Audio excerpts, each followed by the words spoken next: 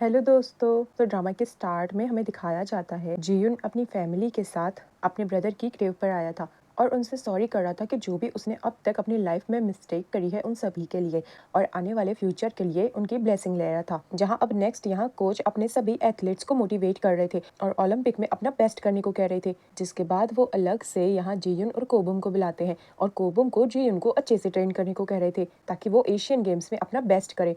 हैं, कोबुम यहाँ जियुन को ट्रेन करेगा? इसका क्या मतलब है? जियुन और कोबुम के मैच का क्या हुआ? जहाँ कोबम अपने कोच से पूछ रहा था कि क्या अगर जियुन को चोट वोट लग जाए और वो ना जा पाए तो क्या उसकी जगह कोबम को जाने का मौका मिलेगा? तो कोच कहते हैं कि हाँ बिल्कुल। बट क्या जियुन को चोट लगने वाली है? बट फिर तुम्हें इसके बारे में पहले से कैसे पता है? जो सुन यहाँ कोबम कहता है कि नहीं नहीं, मैं तो बस ऐसे ही पूछ रहा था।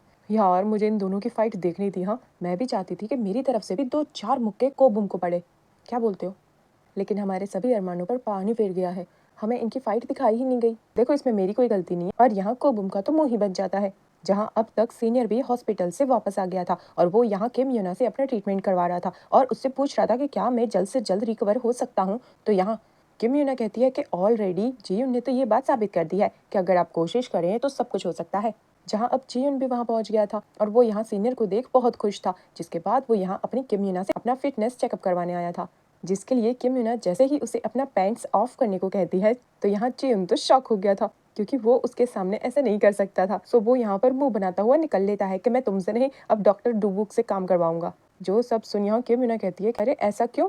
देखो, तुम शर्माओ मत, तुम मेरे लिए मेरे पेशेंट की तरह हो। तो यहाँ जियुन कहता है कि नहीं, अब मैं तुम्हारा सिर्फ पेशेंट नहीं हूँ, अब मैं तुम्हारा लवर भी हूँ और ये कितना एम्बैरेसिंग होगा। और वो वहां से निकल लेता है, जिसकी ये सभी बातें सुन के मीना की भी हंसी निकल जाती है। बात तो सही है, क्या लगता है आपको? जहाँ अब डूबुक जियुन का चेकअप कर रहे थे और उससे सवाल कर रहे थे कि ऐसा कैसा हो गया कि तुम मेरे पास आए हो चेकअप करवाने? क्यों, तुम्हारी किम यूना बहुत बिजी है आजकल? जो सब सुनी, हाँ जियुन कहता है कि वो बिजी नहीं है, मुझे बस उससे चेकअप नहीं करवाना था। जो सब कुछ सुनना, यहाँ डूबुक उसे ऊपर से नीचे चेक कर रहे थे और कह रहे थे कि वैसे वो तुम्हारी टाइप की नहीं है, लेकिन फिर भी तुमने उसे पटा लिया, मानना पड़ेगा तुम्हें। जहाँ जियुन तो उन्हें आंखें दिखाने लगा था कि भाई तुम हमारे लव को ना ऐसे ग्रहण मत लगाओ। बट यार ये थोड़ा ऑकवर्ड नहीं है कि डूबुक ऐसे बोल रही हैं? देखते हैं आगे चल के। और यहाँ डूबुक उससे कहते हैं कि देखो भाई, मुझसे इतना गुस्सा होने की ना कोई ज़रूरत नहीं है, मैं वैसे भी जा रहा हूँ, कम से कम ये सुनकर ही खुश हो जाओ। जो सब कुछ यहाँ जियुन को भी अच्छा नहीं लगता। आखिरकार जियुन को उनकी प्रेजेंस पसंद नहीं है, बट किम यूना के साथ बाकी तो वो उन्हें लाइक करता है।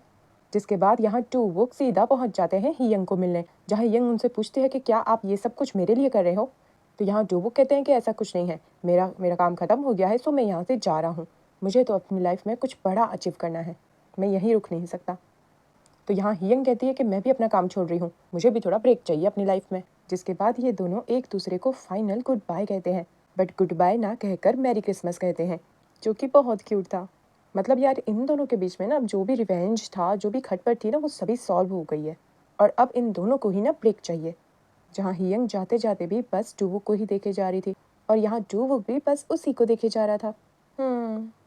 जहाँ नेक्स्ट डे हॉस्पिटल की हेड नर्स अपना शो ऑफ करी थी, क्योंकि वो भी तो किम यूना के साथ उसे असिस्ट करने वाली है।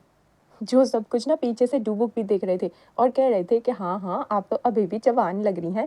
बट जैसे ही वहाँ किम यूना की एंट्री होती है, ये सभी लोग किम यूना को देखने लगते हैं और यहाँ हेड नर्स खुद अपने मुंह से कहती हैं कि देखो, कहाँ मैं जवान लग रही थी और कहाँ किम यूना अभी भी जवान है, यही फ़र्क है हम दोनों की एज में। और यहाँ किम यूना सच में बहुत ब्यूटीफुल लग रही है, जिसे डूबुक भी एडमायर करता है। जो सब देख यहाँ किम यूना शॉक थी कि आज से पहले तो कभी डूबुक ने उस पर इससे ध्यान नहीं दिया है, बट अब क्या हो गया है? यार डुबुक मुझे ना अब सच में स्कैरी वाइब दे रहे हैं। और वो यहाँ उसे टीज करते हुए कहते हैं, कहीं ये जियुन के प्यार का असर तो नहीं है?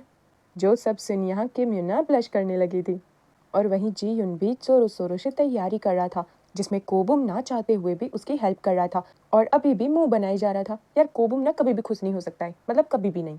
और यार कहना पड़ेगा, जियुन भी कुछ कम नहीं लग रहा है, वो भी हैंडसम लग रहा है। जहाँ अब भी वो युसांग को ही याद कर रहा था।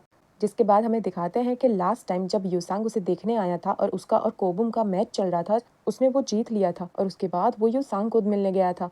जहाँ युसांग भी बैक टू नॉर्मल होने में अपनी पूरी कोशिश कर रहा था और गिरते पड़ते ही सही अगेन खड़े होकर फाइट बैक कर रहा था, जिसे जियुन मिलने आया था और उसे बता रहा था कि अगर वो गोल्ड मेडल जीत गया तो वो ज़रूर उसे युसांग को डेडिकेट करेगा, बट अपनी इस कंडीशन की वजह से वो एशियन गेम्स में नहीं जा सकता है। सो वो थोड़ा बहुत सैड हो गया था। बट यहाँ ये सब सुन यू सांग उसे कहता है, मुझे ऐसा नहीं लगता कि तुम गोल्ड मेडल तक पहुँच भी पाओगे। जो सब सुन यहाँ जी यून शॉक था। आखिर ऐसा क्यों लगा उसे? क्या वो अभी भी गोल्ड मेडल के लिए तैयार नहीं है? यार यू सांग, तुम तो उसे डीमोटिवेट कर दोगे। जहाँ अब जीवन अपने एशियन गेम्स के लिए पहुंच चुका था और यूसांग को याद कर अपना मैच खेल रहा था और अपना 200% बेस्ट दे रहा था, जिसको भाभी भी बहुत ही ज़्यादा खुश होते हुए देख रही थी और अपने आसपास के कलीग को भी दिखा रही थी कि ये देखो, ये है मेरा देवर पार्क जी यून। और सभी लोग उसके जीतने का प्रे कर रहे थे। जहाँ ये सब कुछ बाकी के टीम मेट्स भी बैठकर टीवी पर देख रहे थे और बहुत ही ज़्यादा इंजॉय कर रहे थे। जहाँ अब सीनियर की भी बारी आ जाती है, सो वो भी यहाँ अपना बेस्ट करता है, जिसको ये दूसरा सीनियर मिलकर बहुत ही ज़्यादा चेयर अप कर रहा था। जहाँ कोबम का तो मुंह अभी भी सड़ा हुआ था। वो तो चाह रहा था कि यहाँ जीयून बाहर निकल जाए ताकि उसे मौका मिल जाए उसकी जगह। जो सब कुछ यहाँ सीनियर भी समझ रहा था। सो वो उसे कहता है कि तुम्हें नहीं लगता कि तुम्हें खुश होना चाहिए? आखिरकार वो हमारी तरफ से हमारे देश के लिए खेल रहा है, तुम अभी भी मुंह फुलाए बैठे हो। और खुशी खुशी में उसे हक भी कर लेता है। जो सब कुछ यहाँ कोबम के लिए थोड़ा ऑकवर्ड था, बट उसे भी ये कंपनी कहीं ना कहीं थोड़ी बहुत पसंद आ रही थी। मतलब संगत का असर धीरे धीरे आ रहा है। और यहाँ जूबुक पहुंच गया था अपना रेजिग्नेशन लेटर लेकर, जिसे मैनेजर अभी भी कह रहे थे कि सोच लो, हमें ऐसे छोड़कर मत जाओ। बट यहाँ जूबुक तो लाइक, एक बार जो मैंने कमिटमेंट कर दिया तो उसके बाद मैं अपने बाप के भी नहीं सुनता वाला स्वैग दिखा रहे थे। और यहाँ हॉस्पिटल में किम यूना का बाकी का नर्स स्टाफ भी ये मैच देख रहा था और इनकी जीत के लिए बहुत ही ज़्यादा प्रे कर रहा था। और यहाँ जीउन का सेकंड राउंड स्टार्ट हो गया था, जहाँ वो बहुत जी जान लगाकर कोशिश करता है और जीत जाता है।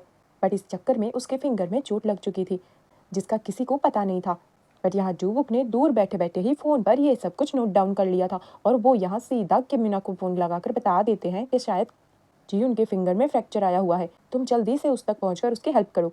जो सब सुन यहाँ किम यूना शॉक थी। यार गुरु तो गुरु ही होता है। यहाँ किम यूना सामने होते हुए भी ये देख नहीं पाई और डूबुक ने दूर बैठे बैठे ही पता लगा लिया। जहाँ अब किम यूना आकर उसे ट्रीटमेंट दे रही थी, बट यहाँ दिक्कत ये थी कि उसे पेन किलर देना होगा। बट इससे जीवन को नींद आने लगेगी, जिसके लिए जीवन बिल्कुल मना कर देता है कि तुम्हें जो भी करना है तुम बिना पेन किलर के करो, मैं सब कुछ सह लूँगा। आज का दिन मैं किसी को भी खराब करने नहीं दे सकता। जहाँ कोच को भी उसकी टेंशन होने लगी थी और सभी किम यूना पर चढ़े जा रहे थे कि देखो किम यूना, कुछ भी करो, कुछ भी, बट अभी सिचुएशन को जैसे तैसे कंट्रोल में लाओ। सो यहाँ किम यूना सैड होते हुए बट उसकी बातों को, उसकी गेम को लेकर इम्पोर्टेंस को समझते हुए उसकी हेल्प करती है और जितना हो सके उतना उसे उसका इमरजेंसी ट्रीटमेंट करती है और प्रे करती है कि जीउन को और कोई चोट ना लगे। और वो खुद उसे मैच तक भी छोड़ने जाती है, जहाँ जीउन मौका देखकर चौका मार देता है और उसे प्रपोज कर देता है कि चाहे मैं ये गेम जीतूँ या हारूँ, क्या तुम जिंदगी भर ऐसे ही मेरे साथ रहोगी? जिसका जवाब किम यूना अपनी ब्यूटीफुल सी स्माइल से देती है और बस जीहुन समझ जाता है। यार ये कौन सी लैंग्वेज होती है जहाँ किम यूना को कुछ कहना भी नहीं पड़ा और जीहुन सब समझ गया।